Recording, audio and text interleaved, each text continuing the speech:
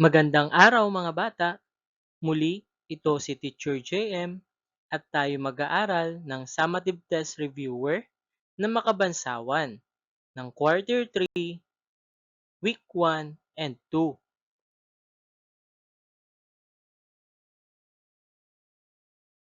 Paunawa, ang lahat ng nilalaman ng video na ito ay drill lamang upang makatulong sa mga mag-aaral sa kanilang lingguhang pagsusulit.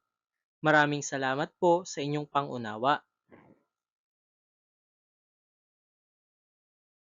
Panuto, piliin ang titik ng tamang sagot.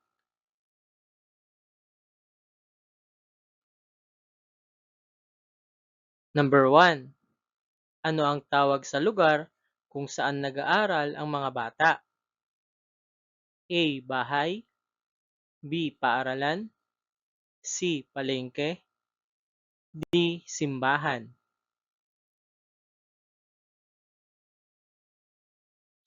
Ang wastong sagot ay letrang B.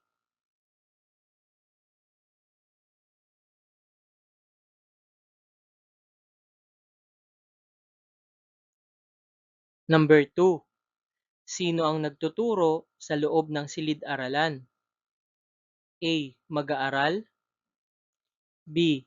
Guro, C. Doktor, D. Inhenyero.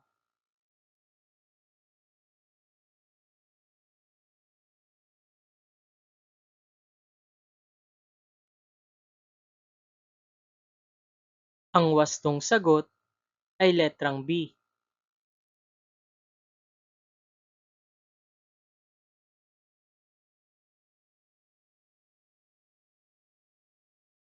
Number 3. Alin sa mga ito ang makikita sa loob ng paaralan? A. Pisara, B. Palengke, C. Kusina, D. Paliguan.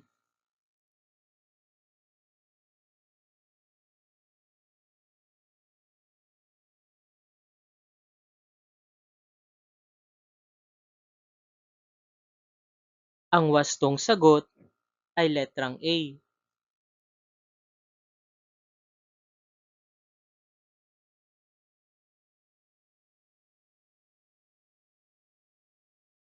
Number 4. Ano ang ginagamit ng guro sa pagsusulat sa pisara? A. Papel, B. Lapis, C. Chalk, D. Crayola.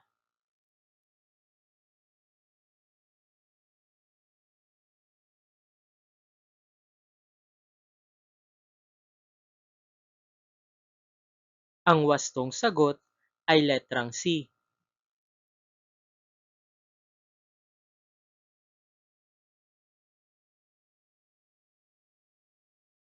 Number 5. Ano ang dapat gawin ng mag-aaral upang mapanatiling malinis ang paaralan? A. Magkalat, B. Tumawa, C. Maglinis, D. Umupo lang.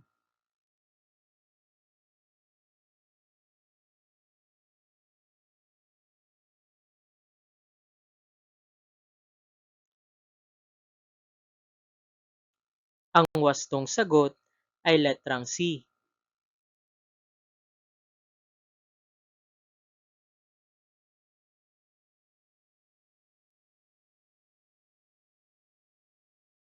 Number 6. Ano ang tawag sa lugar kung saan bumibili ng pagkain sa paaralan? A. Silid-aklatan, B. Kantina, C. Opisina, D. Taniman.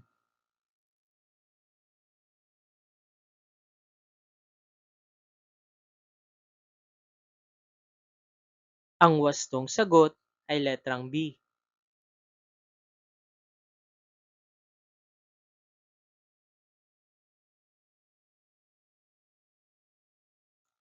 Number 7. Saang bahagi ng paaralan isinasagawa ang palatuntunan? A. Entablado, B. Silid-aralan, C. Opisina ng guro, D. Silid-aklatan.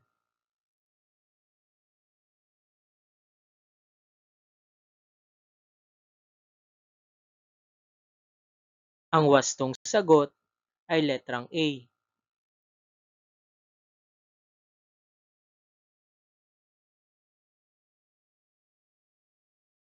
Number 8. Ano ang tinutukoy sa salitang pananda? A.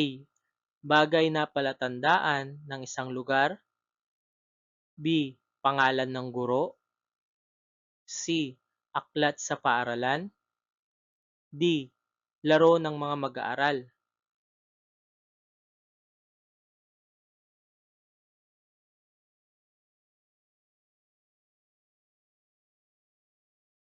Ang wastong sagot ay letrang A.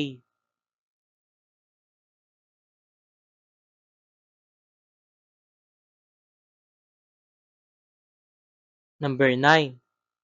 Alin sa mga ito ang halimbawa ng pananda sa paligid ng paaralan? A. Karatula ng paaralan, B. Orasan, C. Puno sa likod ng bahay, D. Upuan sa silid-aralan.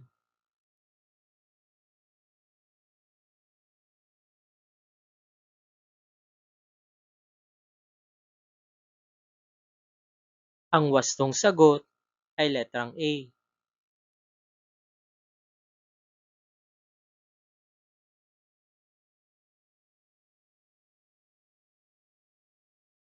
Number 10. Ano ang ginagamit upang malaman ang kinaroroonan ng paaralan? A. Larawan, B. Mapa, C. Telepono, D. Ballpen.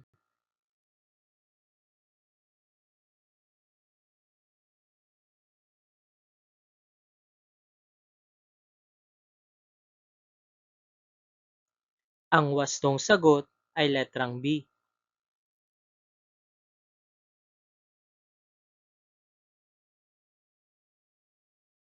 Panuto.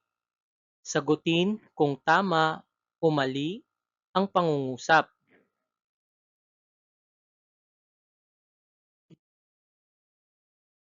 Number 11. Ang paaralan ay lugar ng pag-aaral.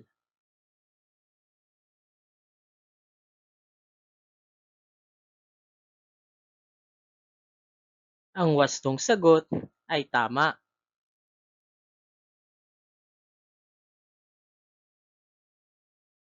Number 12. Ang guro ay tumutulong sa mga mag-aaral na matuto.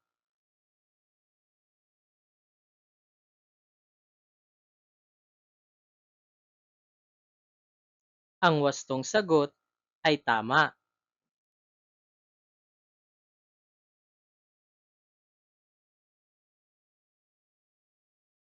Thirteen. Ang silid-aralan ay ginagamit lamang sa paglalaro.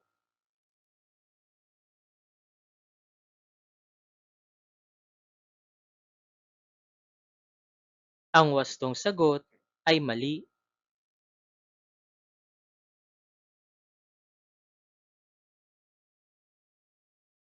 14. Ang pisara ay ginagamit sa pagsusulat.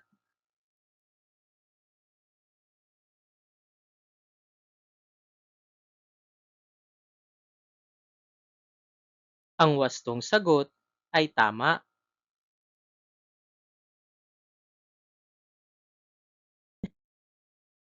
15. Ang kantina ay lugar ng pahingahan at pagkain.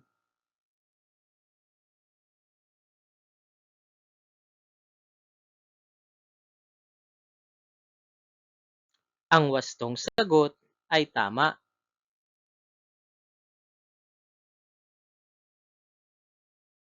16. Ang mapa ay nagpapakita ng kinaroroonan ng mga lugar.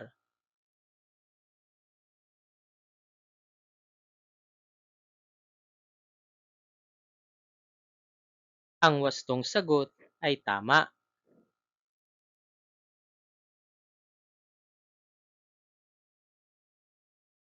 17.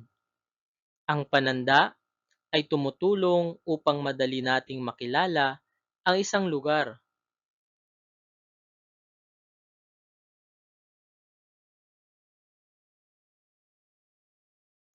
Ang wastong sagot ay tama.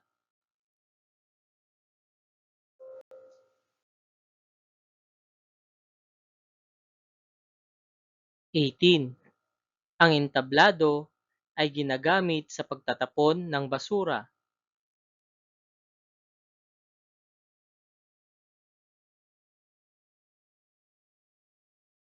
Ang wastong sagot ay mali.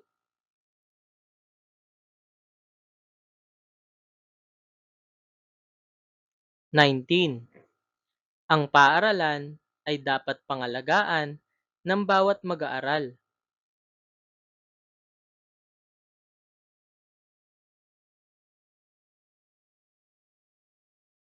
Ang wastong sagot ay tama.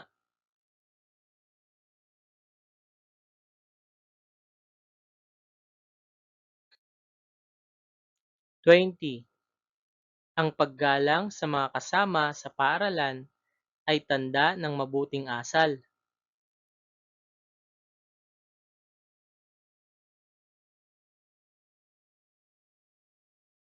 Ang wastong sagot ay tama.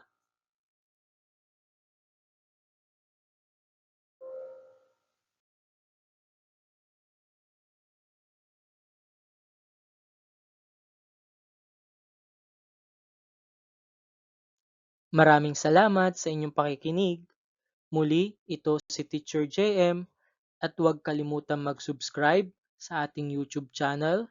Please like, comment, and share, and click the notification bell for more videos.